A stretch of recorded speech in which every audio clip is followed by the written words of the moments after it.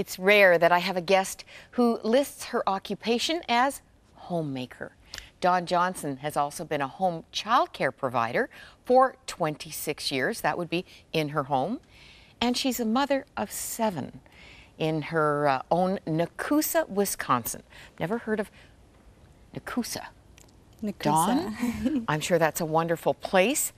And we're going to discover that behind this rather ordinary description is a lot of drama.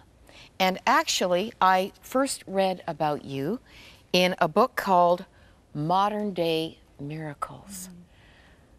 Did you ever think that your life would be one of these true stories? No, not at all.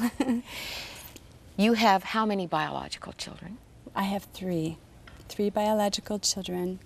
I have 1 daughter. When I married, I adopted her, and then the 3 little ones adopted from 2 international adoptions and 1 from Texas.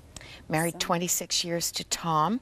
He had to be on board with the adventure we're going to be talking about, which is described in your book, God's Amazing Grace. Was destined to die, now destined to live. What drew your heart to international adoption? Never an easy journey. No, not an easy journey, but so worthwhile. I was 22 years old, and I was invited to go help build the orphanage. It's always been my dream. And my mom and dad made it possible, sent me to Haiti with a mission group. You were single? I was single, yep. And I went to help build this orphanage, and I had an opportunity. Actually, the very first day that I was there, I decided to go for a little walk on this little dirt road, and out of nowhere, this woman had popped out of the bushes, ran to me, dropped a bundle in my arms, and took off. And I had thought, I just looked up and I was like, thank you, Lord. I thought my dream come true with this, and I had unwrapped the little blanket over the head, and here was a very sickly, sickly baby. And I couldn't find the mother. I looked, and I wasn't there more than an hour. And I thought, what do I do? You know, a gentleman came walking up to me about maybe 10 minutes later, and he explained to me what had happened. It happens often, and said I needed to lay the child down on the side of the road and walk away, and the mother would be watching, and she will come back for this child. And I had said, well, why does this she give happen? her to you? Yes. And she said, he said, well, because she sees you as an American, and she sees hope in you, because her baby will die without hope and help. And those words were very difficult for a 22-year-old.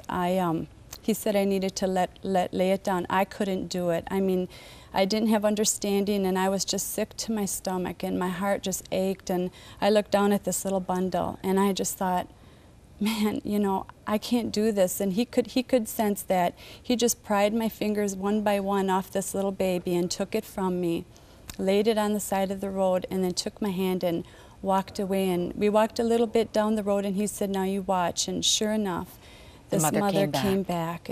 But the look in her eyes as she looked at me. There would be no hope for that baby. No hope. And I literally felt like I laid that child down to its deathbed.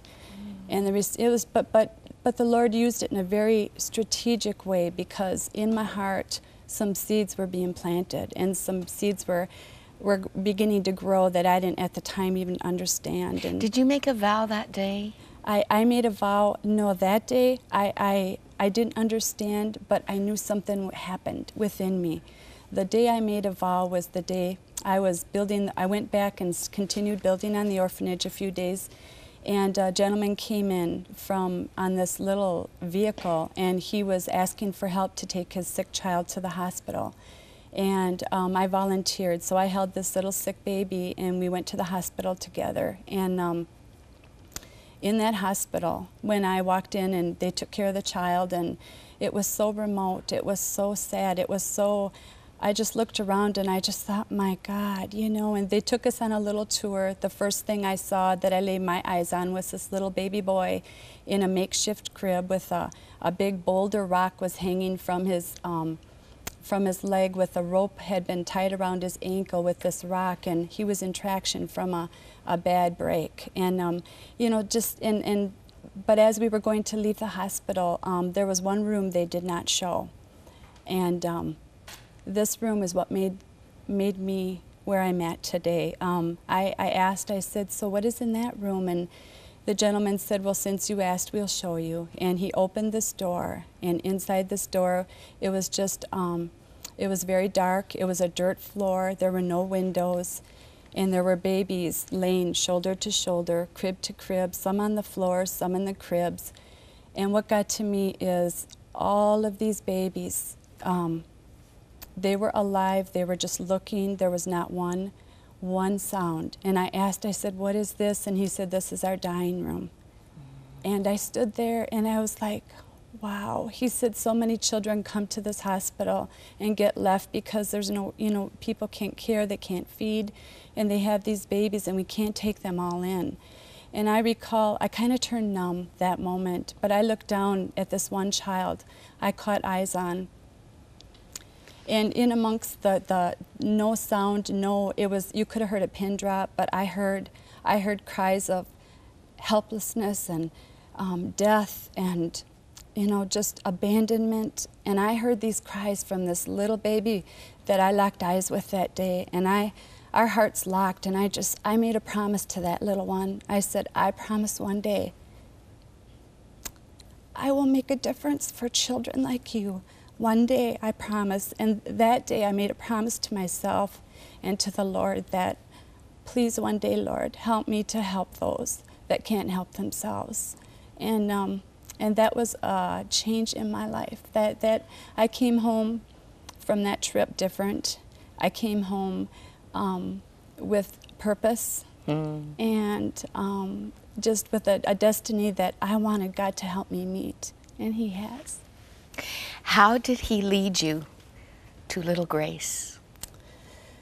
How did He lead me to little Grace? Little baby Gracie was just strategically placed in our path. I mean, we had prayed. We were foster parents also, and the fostering broke our hearts because often the children would go back, and we would get so attached, And finally, one day, my husband said, honey, no more fostering. We need to pray about bringing one home. And so, so that's what we did. We adopted our daughter, Haley, and then we thought we were done. But God just, He gave me dreams that showed that we were to bring more children home. And one night I had a real powerful dream that I was placed in this white room. And in this room, as in the dream now, I'm standing there, and there was a lady laying on this, she was laying on like a hospital bed, and she was there to hear the child's first heartbeat. And the umbilical cord, there was like an umbilical cord attached to the mother and attached to me. I knew I was there to hear my baby's first heartbeat in this dream. And when I woke up from that dream, I said to my husband, I said, he was the only one I shared it with. I said, what is this all about, And I had that stirring again, and that evening we had put in a movie. It's called The Christmas Child, I believe, by Steve Curtis Chapman. And at the end of that movie, and all I had said to the Lord that morning was, God, what does this mean? And that evening we had watched that movie with the children, and at the end of the movie there's a song that played, something like your miracle starts with the first beat of the heart love brings home. I knew what God was saying, and so then we just pursued adoption.